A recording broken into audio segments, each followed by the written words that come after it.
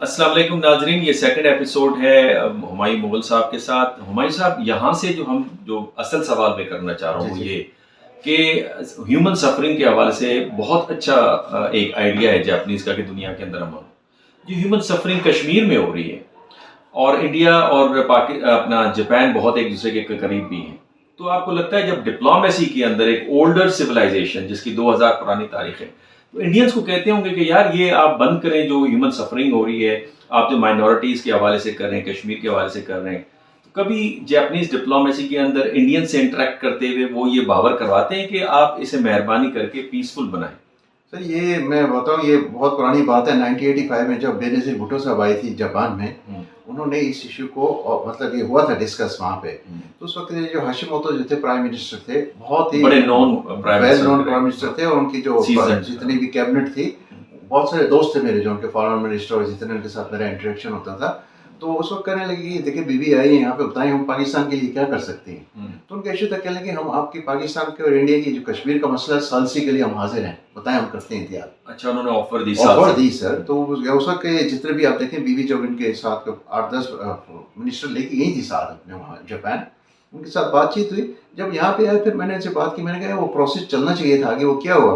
وہ کہنے لگے مغل صاحب دیکھیں وہ ان کی بڑی اچھی بات ہے، ہم تو مانتے ہیں کہ آئیں وہ ثالثی کرائیں، لیکن ادھر والے نہیں مانتے۔ ادھر والے میں وہ کہتے ہیں انڈیا والے کو مناؤ آپ پہلے، ہم تو ریڈی ہیں یہاں پہ بیٹھنے کے لیے۔ تو وہ پھر وہ ادھر والے نہیں مانے سر۔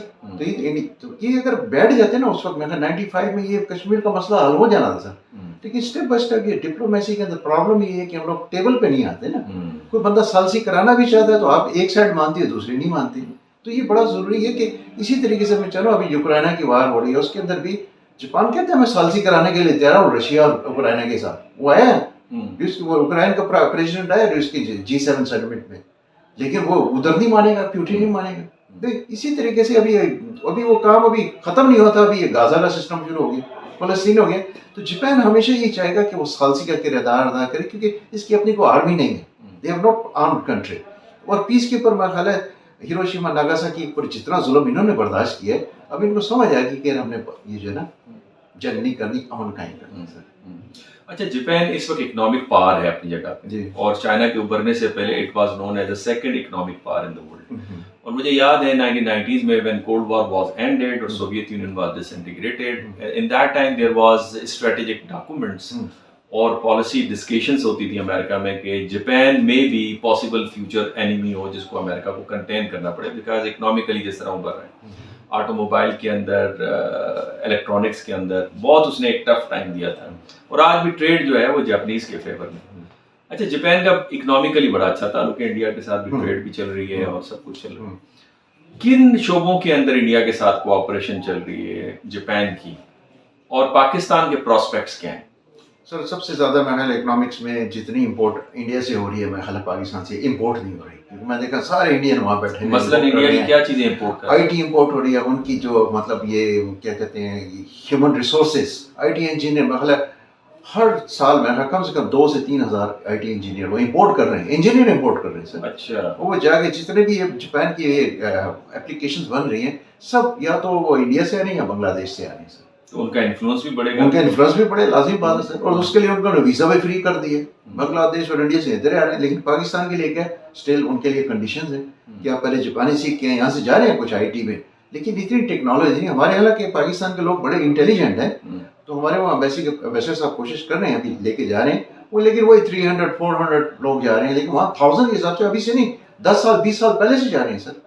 اور جہاں جتنے بھی آکوپائڈ کیا بزنس انہوں نے انڈین نے آکوپائڈ کیا سر۔ آپ فوڈ بزنس دیکھ لیں، آپ کو انڈین ریسٹورینٹ اتنے ملیں گے، پاکستانی تو ابھی کچھ مشہور ہونے شروع ہوئے ہیں، سارے چھا گئے سر۔ تو ان کی اکنامک کے اندر جتنا بھی ہے امپورٹ ایکسپورٹ، اور دوسرے کہ وہ انڈیا جو رسپیکٹ کرتا ہے، انڈیا کو جو جاپان رسپیکٹ کرتا ہے وہ بدھزم کی وجہ سے، وہ کہتے ہیں یار ہمارا مہاتما بدھ ادھر کا پیدا ہوا ہے، بدھزم کی وجہ سے، ہندوازم کی وجہ سے نہیں۔ وہ تو اصل میں شروعات ٹیکسلا سے ہوئی تھی، لیکن وہ فلورش وہاں پہ ہوا سارا جتنا انڈیا میں یا افغانستان میں۔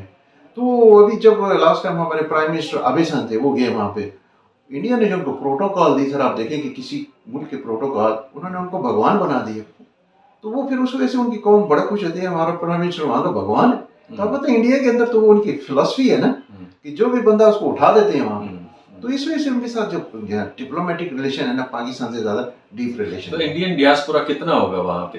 अमूमन इंडिया के कितने लोग रहते होंगे? उस सर मेरा ख्याल है कम से कम नहीं तो मेरा ख्याल है 1-2 मिलियन तो हैं सर। और पाकिस्तानी? पाकिस्तानी होंगे को 40-50 हज़ार, बस 40-50 हजार। कि वो इतने ही बताते हैं। अभी कुछ इलीगल ज़्यादा ना, उनका डेटा नहीं आता सामने, जो डिपोर्ट करने कहते हैं मतलब, तो पाकिस्तान के तो डेटा नहीं सामने आता कि कितने हैं। तो पाकिस्तानी के लिए आप मैसेज दीजिए ना, अपॉर्चुनिटी क्या है और किस तरह से मूव करें जापान के लिए? सर उनके लिए मैं ये कहूँ पाकिस्तान के लिए कि पाकिस्तान की गवर्नमेंट को चाहिए कि हमारे जो है ना इनको प्रोड्यूस करके भेजा जाए, मतलब खाली इस तरह नहीं कि लेबर वर्क में चले जाए। लेबर वर्क ठीक है, सऊदी अरब या दुबई में उनकी ज़रूरत है, लेकिन जापान में ना इंटेलिजेंट लोगों की ज़रूरत है।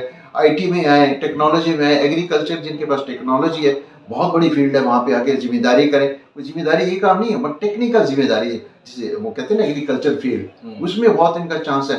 मेडिकल में नर्सें सारी जो है ना इस वक्त फिलीपीन से आ रही हैं सर, और पाकिस्तान की नर्सों को तैयार करने को कहता है। हमारी फीमेल लेडी इतनी है, बेचारी उनको नौकरी नहीं मिल रही, इनको ट्रेनिंग दी जाए। अस्पतालों में बेचारे वो वहाँ देखे ना ओल्ड होम बहुत ज़्यादा है, उनकी टेक केयर करने वाले औरतें नहीं है सर, मतलब मर्दों के लिए तो हो जाता है। एग्रीकल्चर में सारा आ रहा है, फिलीपीन से बंदा और नर्सें, और इंडोनेशिया मलेशिया से टेक्नोलॉजी आ रही है सर। तो ये जितने भी मुल्क आ रहे थे इसमें ख्याल हमारे पाकिस्तान की गवर्नमेंट को भी इसमें इंटरेस्ट लेने की ज़रूरत है, ताकि हमारी जितने भी, अब वहाँ देखें ना जापान में अगर कोई यूनिवर्सिटी में बंदा पढ़ रहा होता है, वो टेक्नोलॉजी होती है, वो यूनिवर्सिटी आके पहले से उसको हायर कर लेती है कि भाई अगर तुमने, मेरे बेटे हैं 2 साल पहले कहता पापा वी ऑलरेडी हायर्ड, कि मैं 2 साल बाद ग्रेजुएट करूँगा, इस कंपनी ने मुझे हायर कर लिया। तो ये जो सिस्टम है सर, पाकिस्तान को भी चाहिए कि टेक्नोलॉजी में जो बंदा जहाँ फिट होता है उसको वहाँ भेजें।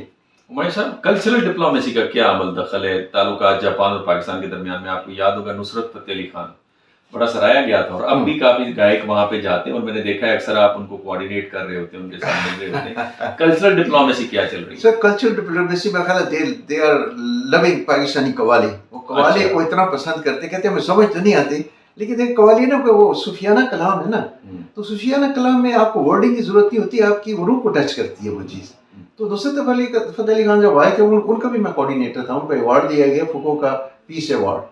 उस वक्त मैं कोऑर्डिनेट कर रहा था। ट्रांसलेशन मैंने कि ये राहत फतेह अली खान उसको बचा था, दे आर वाचिंग मी, मैं दे नोस, इनकी पूरी टीम को मैंने बैठाना, शो कराना है वहाँ पे। तो वो कहते थे कि हमारे लिए भगवान है, मतलब भगवान जैसे इंडिया का भगवान है वैसे नहीं है, वो जापानीज बोलते हैं कामी समा। वो उसको कहते हैं कि इसके अंदर हमें को फील होती है। तो स्पिरिचुअली देखा ना, नुसरत फतेह अली साहब is very high spiritual personality. वो जब गाते थे यहाँ पे भी थे, विरद की शक्ल में गा रहे होते थे ये। तो उसके बाद फिर वो तो नहीं, लेकिन अभी उनके भतीजे, वो 2-4 उनके बच्चे हैं, उनको मैंने बुलाया वहाँ पे। हमारा हर साल एक पाकिस्तान फेस्टिवल होता है, हमारी एक टीम है पूरी, उन्होंने उनको बुलाया। कवाली 1 महीना पूरे शहरों में गए, तो वो समझ नहीं आते, लेकिन वो म्यूजिक का लाइक करते थे। This is culture combination. उनका जो शिंतोइज्म का वो भी म्यूजिक पे असल में, वो म्यूजिक यूज करते हैं अपना, उनका स्पेशल स्पिरिचुअल म्यूजिक ग्रुप होते हैं। तो मेरा ख्याल ये कल्चर कॉम्बिनेशन कई इवेंट हमने किए हैं उनके साथ। चाहूँगा मैं उनको कभी लेके आऊँ यहाँ पे, उनका भी आप देखें कल्चर ग्रुप, उनका म्यूजिक कैसा होता है, स्पेशल म्यूजिक। मेरा ख्याल है अगर आप इस सारी डिबेट को कंक्लूड करें तो आप इस नतीजे पे पहुंचेंगे कि पाकिस्तान को ईस्टवर्ड देखना होगा, और ये नहीं कि सिर्फ अमेरिका, चाइना और उसके साथ दूसरे जो ममालिक हैं मिडिल ईस्टर्न कंट्रीज़, वही हमारे लिए इम्पोर्टेंट है। पाकिस्तान को अपनी डिप्लोमेसी को एक डायनामिक बनाने के लिए, जिसमें जापान बहुत इंपॉर्टेंट कंट्री है और माजी में हमारे बड़े अच्छे ताल्लुकात उनके साथ थे, जिसमें कल्चरल डिप्लोमेसी के चांसेस बहुत अच्छे हैं। पाकिस्तानी के लिए बहुत अच्छी अपॉर्चुनिटी है कि वो जापान के अंदर नर्सिंग का शोबा हो, या आईटी का शोबा हो, या एग्रीकल्चर का शोबा हो, जॉब अपॉर्चुनिटी वहाँ जाना चाहिए। ज़रूरत इस अम्र की है कि हमारी फॉरेन पॉलिसी और फॉरेन पॉलिसी बनाने वालों को प्रायोरिटाइज करना होगा कि जापान को किस तरह से इस्तेमाल कर सकते हैं, न फ़कत ये कि इकनॉमिक अपनी बूस्ट लेने के लिए, अपने ताल्लुकात को बहाल करने के लिए, लेकिन उसके साथ साथ जो आपका स्ट्रेटेजिक इंटरेस्ट है, चाहे वो कश्मीर के मुद्दे के हवाले से हो या दुनिया के अंदर अमन व अमान कायम करने के हवाले से हो, तो जापान उसका बहुत ख्वाहा है। जापान के असर और रसूख को आप किस तरह इस्तेमाल कर सकते हैं, इस पर हमें सोचना होगा। इस हफ्ते के लिए यही, इंशाल्लाह नेक्स्ट टॉपिक के साथ आपकी खिदमत में दोबारा हाजिर होंगे। इजाज़त दीजिए।